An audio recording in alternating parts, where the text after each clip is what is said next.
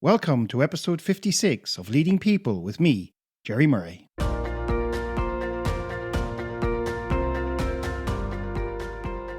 This episode is brought to you by Wide Circle, helping you make better talent decisions.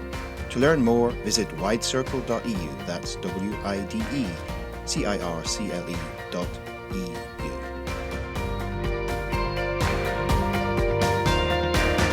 In this episode, we're diving into the fascinating world of cyberpsychology with expert Carolyn Freeman.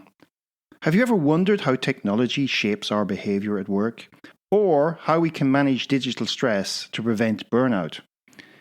Carolyn brings us her unique insights based on her journey from the corporate world to cyberpsychology. In this episode, you'll discover how technology affects our mental health and productivity, the balance between being a master of technology versus being enslaved by it, and practical strategies for leaders to help their teams manage technology effectively. So, without further ado, let's dive right in and learn how to navigate the digital world for better personal and professional well-being. Carolyn Freeman, welcome to Leading People. Thank you. It's great to be here.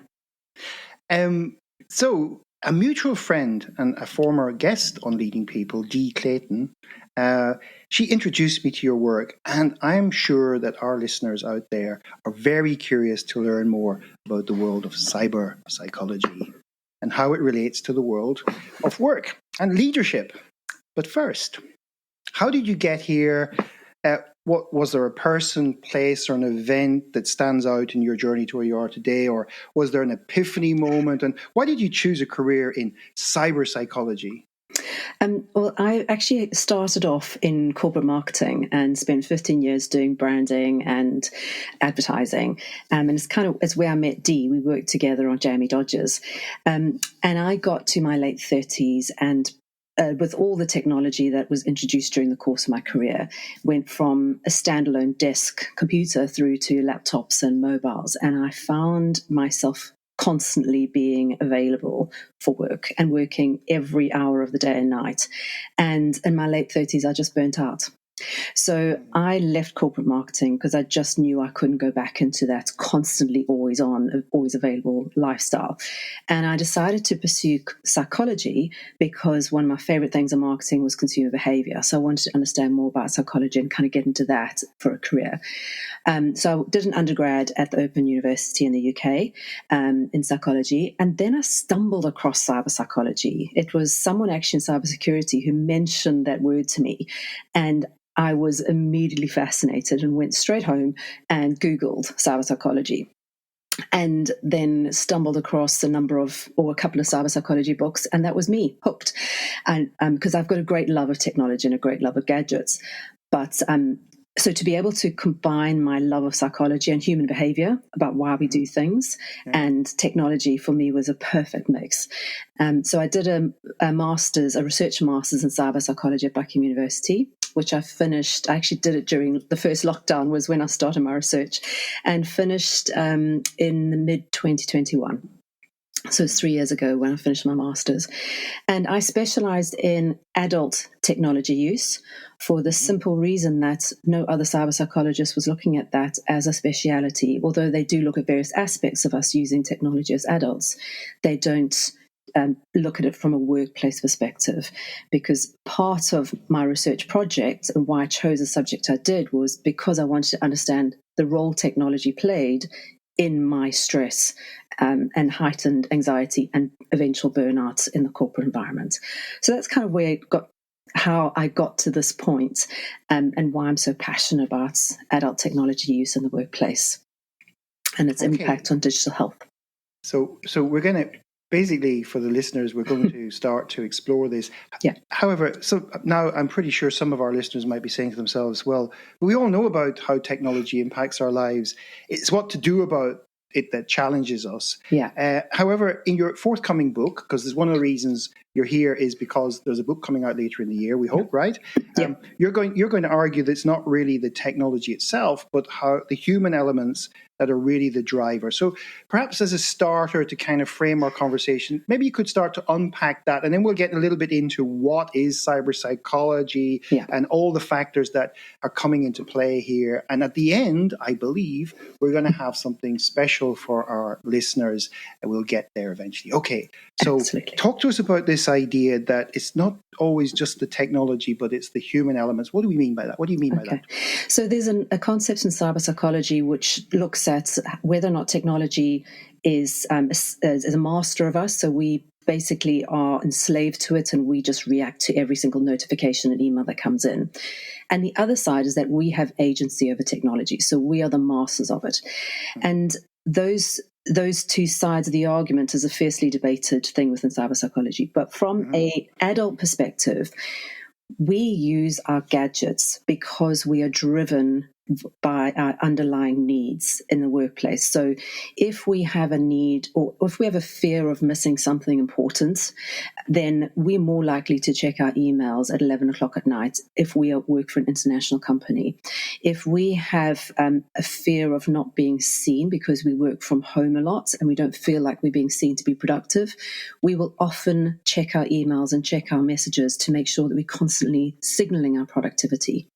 So the use of our gadgets and the use of our technology is driven from our own human need within a workplace culture. And there are workplace cultures, there are workplace norms, there are underlying narratives that we have in the workplace that drives the need to engage through digital media. And digital media and technology and emails is how we actually do business now, and especially amongst knowledge workers. And I use the phrase knowledge workers as someone who uses their knowledge to create products and services that add value and make the company money. And because we don't produce gadgets and widgets, our knowledge is what we provide and what we add value, and how we signal the fact that we are worth the company keeping. So if there's a downsizing, that they're not going to get rid of us. If we are showcasing that we're part of a team environment, then we're more likely to be a part of the in-group.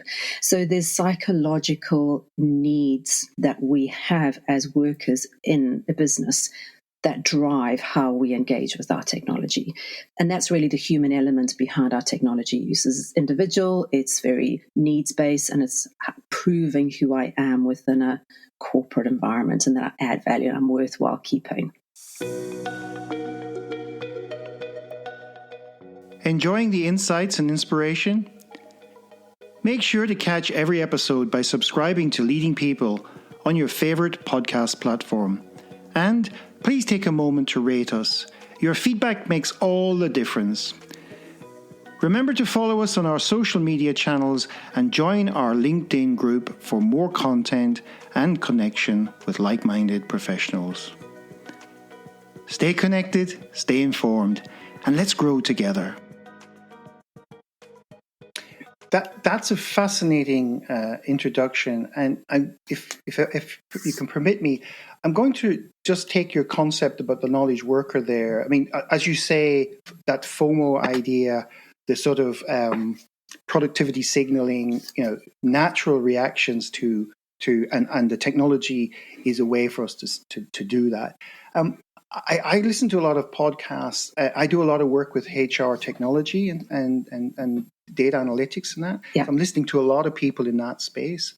And an interesting thing, the other day, I was listening to somebody who's quite advanced in his thinking on use of technology and really advancing. And he works for a manufacturing company. And it was an interesting distinction he made, which was in manufacturing, we don't see displacement of labor as the biggest thing with AI, for example. We see it as an enabler, and then we have to figure out how to do it because we make classic widgets.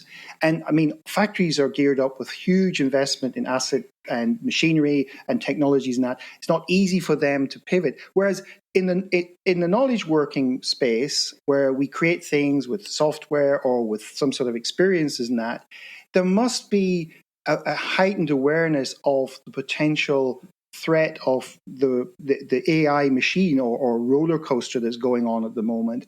And what did you, I mean, okay, the AI evolution, whatever you call it, is kind of been evolving. ChatGPT has given it a catalyst. It's been around before that. There's a lot of AI-enabled stuff in our phones and that for a long time. But at the same time, it's now gathered a lot of momentum. What are you hearing or reading or seeing out there that is that distinction fair, that in manufacturing there's a slightly different dynamic going on with use of technology and the whole AI thing, or can you talk to that? I think there is a difference from the perspective that if you're producing widgets, you still need humans to run the machines. You still need humans to get involved, because there's very little in the way that robotics can.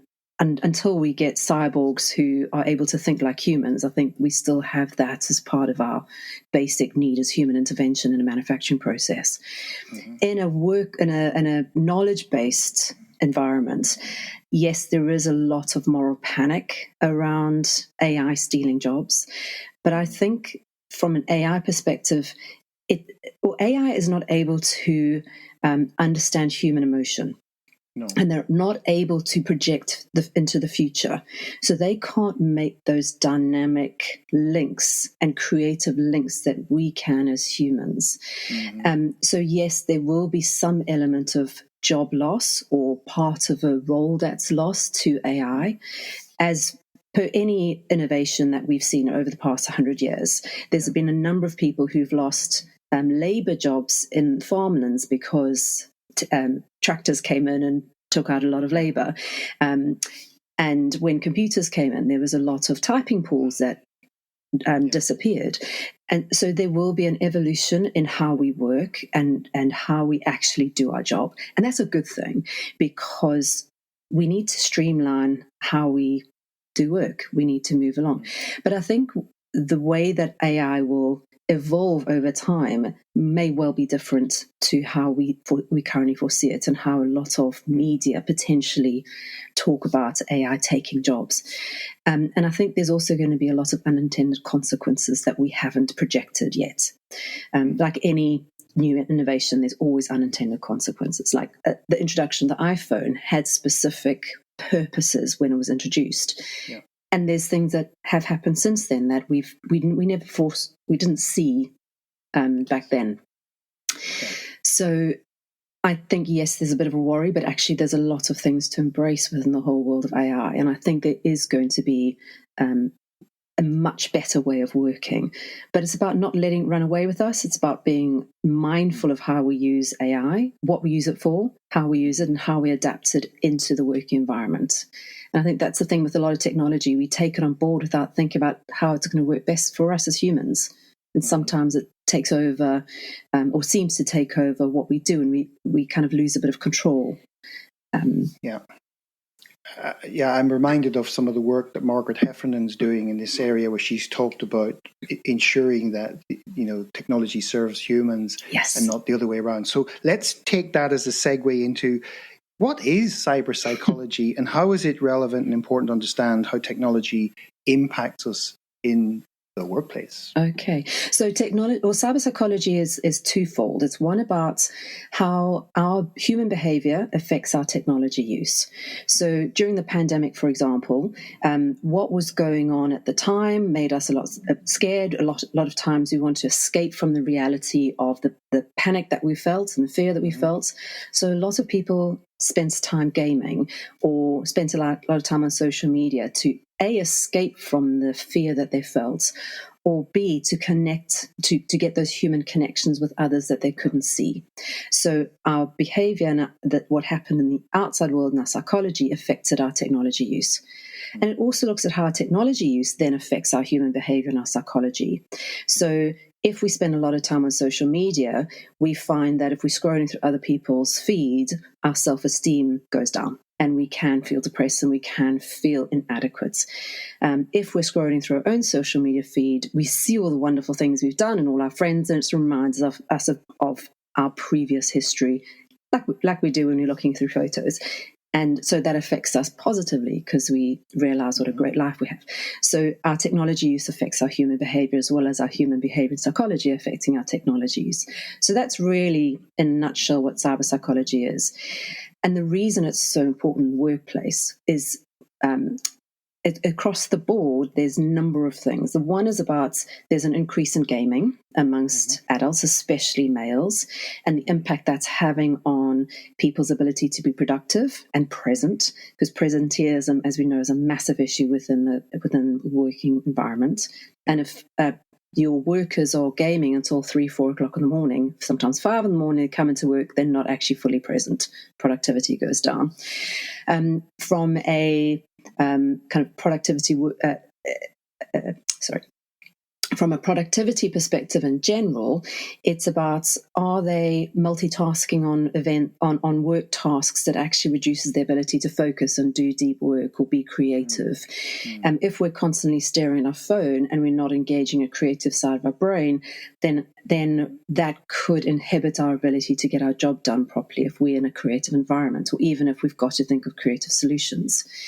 If we don't get enough time at the end of the day to recharge our energy levels, both physically, mentally, and psychologically, we come into the workplace the next day exhausted because we haven't had a good night's sleep. We haven't actually, or we've been so stressed by our email that we got that we come into the workplace feeling stressed and anxious, and it tends to lead us to a place of burnout. Yeah. So, and then also the human side of it, in terms of whether or not we separators or integrators with our work and home life, and whether or not we have boundaries that we have in place between work and home, how we engage in remote and hybrid working, but with our technology use, what kind of gadgets we use, why we use them, whether or not we click on security or cybersecurity threat emails that actually compromise the company's internet system. Yeah. So there's so many different elements of cyber psychology that impacts us from a business level, but also from a personal level and from a team level. Okay. And you talked about, I mean, we've mentioned the concept of emotion, and earlier on about AI. You also then reflect on, depending on what you look at on your, let's say, Facebook feed, etc., it's going to affect your emotions. That probably segues into a nice sort of thing. We all seem to be working much longer hours and not able to kind of switch off, as you started to refer to. But then we start feeling, as you said, kind of guilty about checking mails. And people check their mails before they go to bed, first thing in the morning. And I mean, this can't be useful or helpful for people. This can't be good, can it? It can and it can't. It depends, because we're all individuals, and the way that we operate in a work-home environment is so different. You spoke earlier about FOMO. Now, we often talk about fear of missing out, but actually in a working environment, it's about fear of missing something important. And especially if we work in an environment that is an international organization, or people are constantly checking their emails or sending out notes, sending out messages on messaging platforms, if we're not engaging in that platform throughout the evening and others are in our team, we can feel as though we are not being a good team player. And it may be seen by others in the team, or perceived to be seen by others in the team, that you're not actually contributing to the workspace. But also, what happens if someone makes a decision at 11 o'clock at night on a messaging platform because they're based in America and it's 2 o'clock in the afternoon? Yeah. Does it mean that you actually then have no ability to input into that decision later on? So, yes, the other thing is that we are either segmenters or we integrators, which I kind of briefly touched on in answering the last question. So there's two types of people. So those who are segmenters are those who say, well, I like to work between 8 a.m. and 5 p.m. and then I'm done. I'm absolutely done, and I want to now, this is my home time, and I need time to recoup my energy levels. And they can do that, or they need to do that, because they might have small children or elderly parents that need looking after, or they're studying part-time, or they've got a sports event or sporting stuff that they want to get involved with. So they need to switch off. But then there's those who like integrating. So So those people who've got ADHD prefer to do integrative approaches. So they do blocks of time that are work and blocks of time that are personal, because it gives them time after an hour where they're fully focused. They need time to recoup those energy levels because they can't concentrate for 8 hours solid. Yeah. Or they've got young children that need specific times to focus on them. So they need to be, they need breakfast, and then they need lunch, and then they need dinner, and especially during school holidays. So those are integrators. Those are people who start work at 6 and finish at 11, but actually they take chunks of time during the day to switch off from work and do home stuff. And those who are integrators really struggle with work cultural environments that are separators. And they say, well, we're switching your phone off and you are not allowed to communicate at all after 5 p.m. And that's really stressful for them. And the reverse is also true. So those people who say, well, I need to switch off at 5 and I can't look at my emails till the next day. And you have teams and cultures that are actually, we need you to keep talking during the evening, or I might phone you at 8 o'clock at night. That's very stressful for them. So there are people who will look at their emails at 11 o'clock at night, but that actually mitigates stress, because they need to be able to say, I know that I've got no emails that are hugely stressful or going to hit me at first thing 8 o'clock on tomorrow morning, and I'm just going to hit the ground in a panic. I would just need to clear out all those emails and make sure there's nothing stressful, and then I can go to sleep and have a good night's sleep. Because if I don't check my emails, I'm actually going to feel more stressed because I don't know what's coming up the next day. Oh, so it's the uncertainty factor which the brain doesn't like. So exactly. So what I talk to people about is about understanding how you work best and owning it. So it's giving you back that agency of saying, if you need to check your email at 11 o'clock at night, it's okay to do that. But make sure that others, and if you're going to reply to it, make sure that others in your team know that this is how you manage your workload and you're not expecting an email. If you don't tell people that, especially if you're a manager and you like to respond to emails at 11 o'clock at night, and you don't say to your team, I'm going to respond to it, but please don't answer. It's just me. That's how I'm working. Yeah. Then your team members implicitly know that that you're not expecting response. That's just your way of coping and managing with work and home and all the other things you're juggling in your life. Okay. I have some questions based on that. Some of them might even be devil advocate questions on behalf of our listeners, of course. Of course.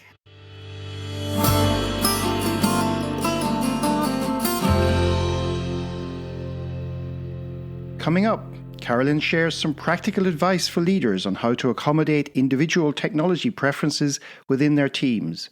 Plus, she discusses the psychological impact of constant notifications and how to foster a healthier digital environment.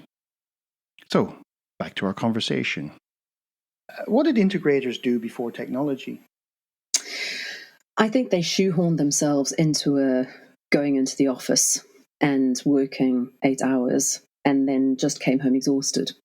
There are people who, and I know before we got laptops, or generally got laptops back in the 90s and early 2000s, some of my friends took work home with them. So they would take files home with them and read them when they got home. And that was part of the integrated strategy. And during the course of the workday, they would go have coffee, or they would go have a cigarette break, or they would go do something that actually took them away from that exhausting slog of 8 hours solid concentration. So they had different techniques and different ways of managing those energy levels and managing the way that they worked. And then something you were kind of touching on a little bit is, it seems to me this is a recipe for some issues and maybe even conflict in the team if, for example, the leader has or the manager has one style and most of the team have another style. Yeah. I'm actually reminded of an incident. I was going back to 2011. I was working with a very big multinational, and a guy came in to take over the marketing department of about 25 people, and he probably was an integrator. I think he had what do they call them? Blackberries, not blueberries. Blackberries. Yes. We just eat a lot of blueberries, I sometimes think. But anyway, those things that what they call crackberries or whatever they call the people. And he went and he said, I'm going to buy everybody, I'm going to give everybody a phone. And they all went, we don't want one. And he was probably an integrator, and they're all going, when I leave here, I want to go home. And I'm just curious what you've come across. And not only that, but what advice would you give people? If people out there are going, oh, holy shit, sorry for my French, that's my world. I'm one, I'm this, and my team is the other. What have you come across, and what would you start to advise a team that is going through that? How would they figure that out? And what are some of the things that you've seen that people do to kind of make that work? I think from people that I've spoken to about all this, I remember specifically someone saying to me, with their team, they thought they were really flexible and they implemented flexibility strategies within their team. And the research that I'd done through COVID, I'd actually sent this person my master's thesis because they wanted to read it.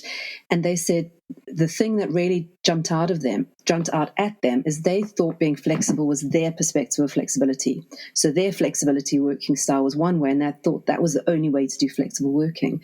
And they realized from that actually, no, it's not. Everyone's got different perspectives and mindsets and viewpoints on what flexibility means. So as a manager and as a team, as individuals, your perspective of what flexibility and integration and segmentation means could be very different from someone else who has exactly the same vocabulary as you.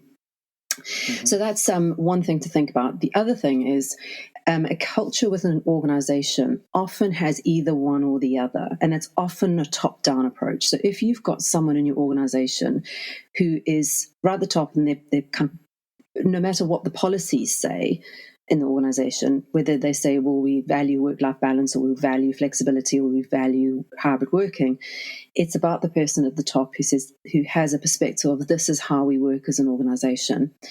And another person I spoke to who worked at a big corporate international bank, he was saying that the culture was very much about you are always on, always available, no matter what, even though the company kind of spoke about mental health and well-being and work-life balance. But for this person, he was saying that he was the buffer between the corporate culture and his team.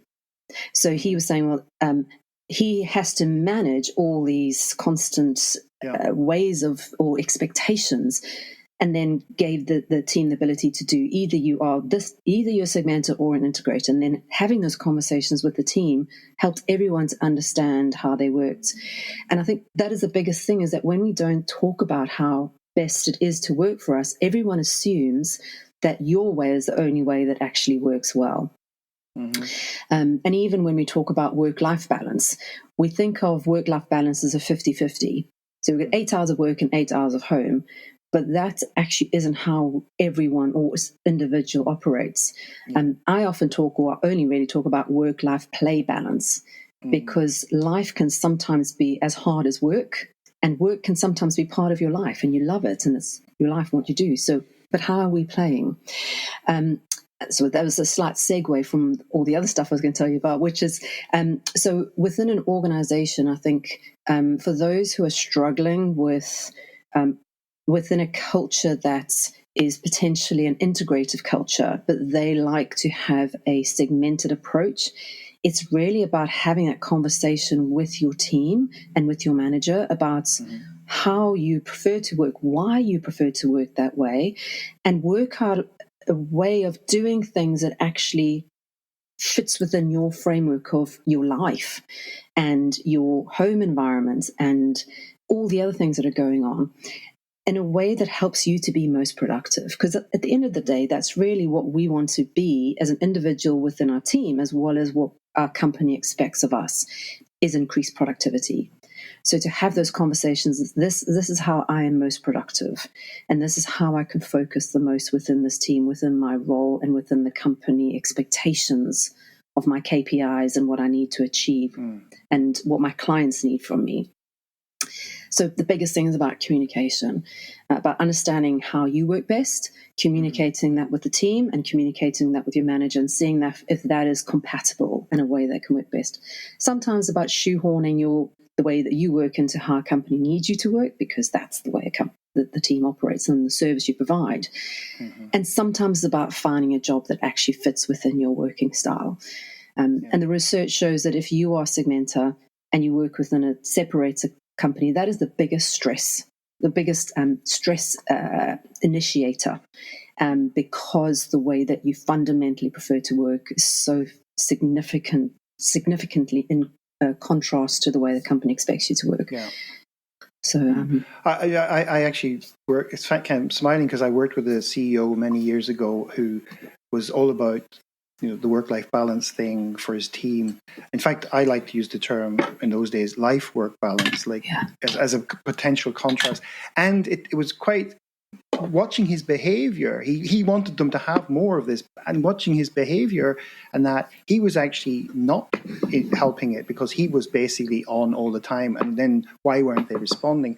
But one thing that sort of I'm hearing in this, and I think it's part of this ongoing debate where there has to be some obviously boundaries on this, but this idea that one size fits all approach doesn't fit anybody well, and having this this is the way we got. You see it a lot with how many days in the office. You see it in hybrid, all these things, and there has to. I mean, I'm talking to more and more people about this, and they're kind of going. You have to look at what does the team need. What are the outcomes and outputs that team needs to create the outcomes, and then how when do they need to be together? When can they do quiet work or whatever, and basically trying to work that through rather than saying this is company policy. What have you discovered in your research? I think we're still in this mindset of kind of a historical industrial mindset of you have to go into the office because that's the only way to actually be productive. And there are a number of people who are still wanting that element of hybrid working post COVID and lockdowns, that we know that we can do hybrid. There are people who can't do hybrid or remote working, because they've got a home environment that doesn't allow them to do that. They don't have space in their home to be able to concentrate, or they don't have that ability to focus. And that's okay to do that.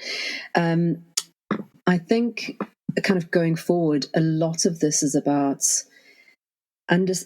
it's kind of a trial and error thing, I think, mostly, because we are still an experimental stage of what works for each company, and it will depend on how big the company is and what kind of output you need to achieve. So those who need to be in the office are those who work together often as a team and bounce ideas off each other. Because when you're working with a team on a remote setting, it's very difficult to simulate in-person discussions. So there are teams that have that ability to work flexibly, work remotely, work in a hybrid way, and that's okay. That's okay to do that. But the biggest thing is about making sure that the working style that you use fits what you need to produce and fits those people within the team. So I don't think at this point there's a hard and fast, this is how we've sorted out, or this is how it's going to work out going forward. I think it all depends how big the company is, the types of work you do, the culture in the company, and the individuals within the teams, whether or not they're extroverts or introverts, because extroverts struggle with remote working. They need that constant interaction with people to actually build energy. Introverts love working from home because they actually get focus time, and they're not exhausted by this constant communications, constantly people coming to the desk saying hi. So I don't think there's a one-size-fits-all answer to that. I've come across so many different scenarios. It's very difficult to find a commonality of this is how things should or could go going forward. And another related topic is, emails, screens, messages, constant. What impact is this having on things like productivity, focus, and even our mental health, which is a kind of comes off the back of if we're completely bombarded and stressed, we may not. So, what impact and what advice would you suggest if people are? I mean, I think like a lot of the theme you've been talking about is it's quite individual. Yeah. There is, as we say, no one size fits all. What are the signs that people should pay attention to? Because you've been through this thing called a burnout, which, by the way, I had lunch 2 days ago with somebody who had the same thing, a young woman. It used to be kind of not talked about. Now it really has to be talked about. Yes. And so it's something that's real and it happens to lots of people. But what impact and how would people identify some signs for themselves at the individual level that things may not be working in their favor with their use of technology and screens and things? Okay. So to start at the end of your question, I'll go back to the how to help yourself with all that. So that most people don't know they're about to burn out until they burn out. Yeah. Because it's like the boiling frog syndrome, is that we just keep on adding more things into our pile of work. There's things that get delayed and we just keep on adding. There's extra job pressures, there's all extra job demands, and we just keep on taking it on and taking it on, and we don't kind of give ourselves a break, and we kind of burn out slowly, and then we just fall apart. We go over the line and we burnt out. Then I think going back to the beginning part of your question, one of the things that we know from in cyberpsychology is that we look at notifications within 30 seconds of receiving them, no matter the source. So we often hear people saying we need to turn off notifications, but we really do. We need to turn off notifications. With those companies who have messaging apps that are part of the job, that's very difficult because you constantly have this bing of an email and bing of another message come up in your messaging app. But I think we need to allow employees to take chunks of time out of the day where they can do deep focus work, where they're not expected to be on email. Carl Newport, in his most recent book, Slow Productivity, talks about that. Yeah. And he talks about that in deep work as well, is giving your employees permission to switch off from notifications, giving them permission to not have to signal productivity all the time.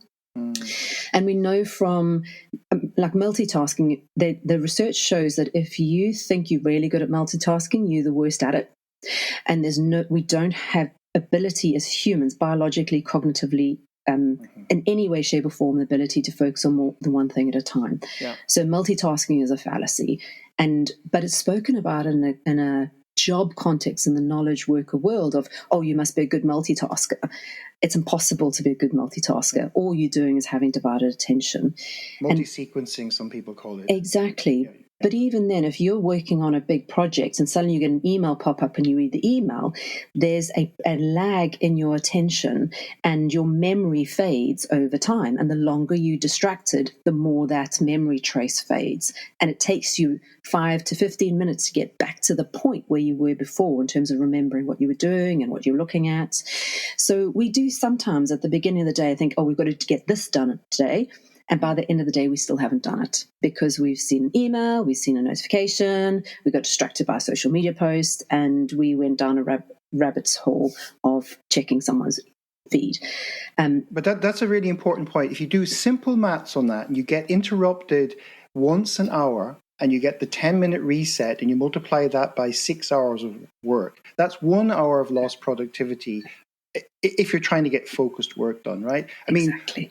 This is such an important message. I'm glad you've researched it. So we have to be careful about interruptions, and it's not other people. It's often stuff in our devices that we could actually control better. Is that right? It is. It's exactly that. It's turning off notifications, but also registering the fact that we distract ourselves when we're about to start a big task that's cognitively demanding. So I'm guilty of this. Absolutely admitted. If I'm about to start writing a blog post, I will quickly go check my social media post because A, I don't want to start it, and B, it's an easy quick fix and a bit of a dopamine rush, and I'm delaying the start of the project. And then I can easily get distracted to the point of an hour later, I still haven't started. Yes. So it's distracting ourselves, choosing to distract ourselves, as well as being distracted by not turning off notifications. But allowing ourselves permission to actually focus, because we feel as though we can't do that because we have this cultural norm, and both societal and company cultural norm of quick responding to emails.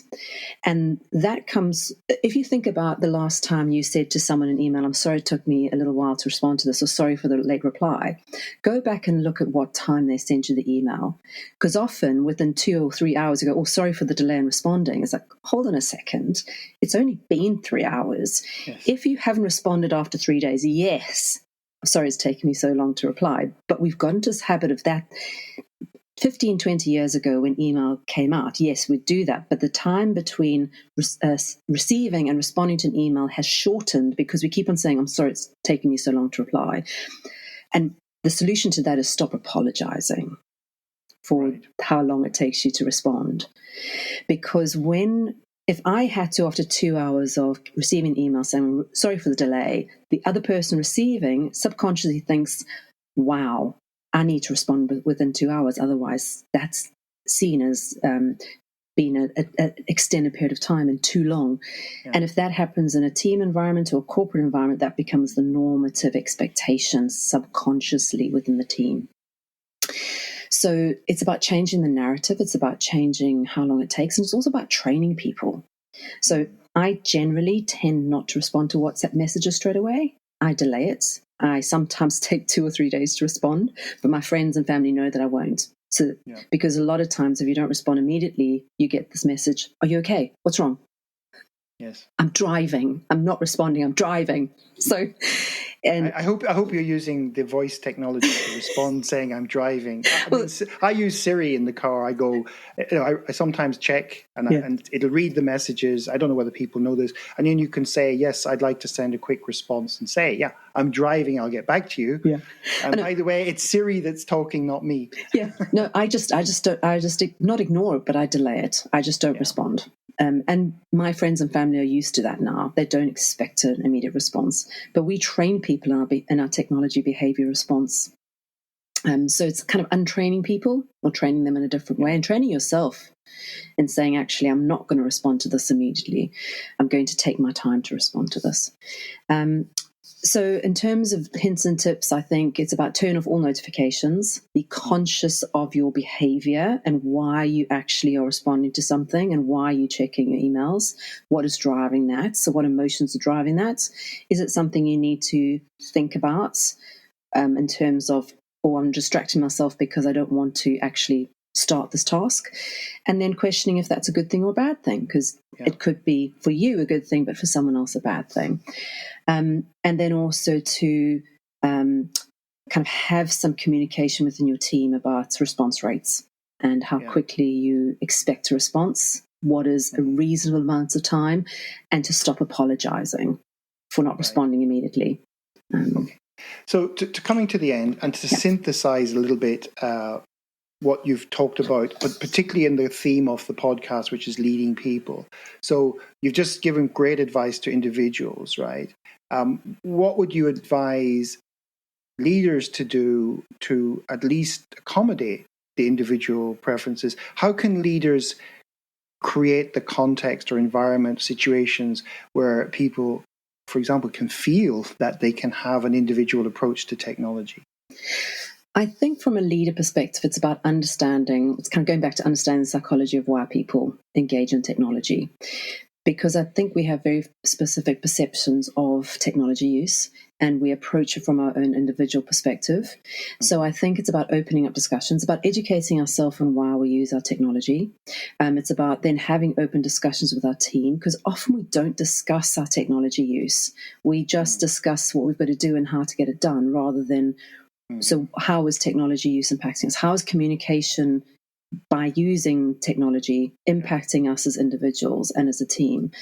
So it's kind of, if I had to think about it from we often are talking about menopause as a very easy thing that we speak about, whereas we didn't talk about it 5 years ago because it was a hush-hush, no one spoke about it, no one thought about speaking about it. But now it's a very general discussion in a workplace and within general social environments. We need to open up that conversation about our technology use and for it not to be shameful, because we feel ashamed of checking emails at 11 o'clock at night because the media tells us it's a bad thing, but it's not a bad thing. So it's looking at our technology use, understanding that it's okay to do that, knowing where our boundaries are personally as well as in a team, and opening up those discussions and having frank discussions about what is or isn't acceptable within the team, and then monitoring that on a regular basis. And allowing people to use the technology if it suits their purposes, but also giving people space to do deep dives into work, and not expecting immediate responses all the time. So I'm pretty sure that if somebody out there is saying, "This all makes sense," who can help me with this, that they might find a willing pair of hands or technology in your hands, I guess. If somebody wanted to so we'll get to, like, if somebody wants to contact you now and find out about a little bit more and maybe what you can do to help. Because sometimes if you're part of the system that's creating this, you're not always in the best position to change the system from within. So sometimes you need a facilitation process, which everybody's open to embrace and work through to find out where they can land. And that. So I suppose the question now is, how do people get in touch with you? And I believe there might be a special offer for some lucky people out there. And I guess I'm going to ask you, like, I guess you're on LinkedIn, for example. I am most definitely on LinkedIn. So just search for me, Carolyn Freeman. I've got a company page, Cyberpsychology, which I also post my podcasts on, and all the blog posts that I write on my website. But the best way to get in touch with me is via LinkedIn. Okay, and I'll put some links in the show notes. And what is the offer for our listeners? So I do 1 hour talks to businesses. So it's either the business as a whole or teams. And I'm giving away 3 3-hour-long talks to the first 3 people who get in touch with me and ask for it. And then for the first person who gets in touch with me, I'll also provide a team-based workshop that facilitates the discussion amongst the team of how to better manage their technology use and their communication. And part of that is half an hour one-to-one sessions with each person in the team to chat about their technology use and find ways to optimize their productivity while reducing the interruptions that they have on a regular basis. And for people who don't live down the road from you, do you also offer this online as well as in person? Or? This is all online, so it's online talks and online workshops. And I do talks at conferences, but that's a completely different thing. Those I do in person, but company-based and team-based stuff I do online. Okay, so that's a great offer for anybody out there who now wants to avail of that offer. Get in touch with Carolyn. Go to LinkedIn or check out her website. And so, Carolyn Freeman, on behalf of our listeners and myself, I'd like to thank you for sharing your insights, wisdom, and advice with us today. Oh, it's been such a delight. Thank you for having me on, Jerry. Coming up in the next episode of Leading People. Such a good question. So the first thing I would say is values alignment. Does the organization hold the same beliefs and values that you do? And by that, I mean, are they honoring what you need to do well in that work environment? A really savvy mentor shared with me decades ago, the most important question that we all need to ask every day, is this the place where I can do my best work? And if you can answer that question, if you're in an organization where you are empowered to do your best work, then you're in a good place. But if you wake up every day with that pit in your stomach thinking, oh, I don't want to go to work, or you have the Sunday night blues and you're dreading Monday morning, that's a sign. And we're going to go back to that red light analogy. It's time to be more aware and really think about, is this the right place where I can thrive? Next time on Leading People, I'll be speaking with Caroline Dowd-Higgins, a career development expert and author. During our conversation, Caroline shares many invaluable insights for greater career satisfaction. You won't want to miss this engaging and practical discussion. Until next time.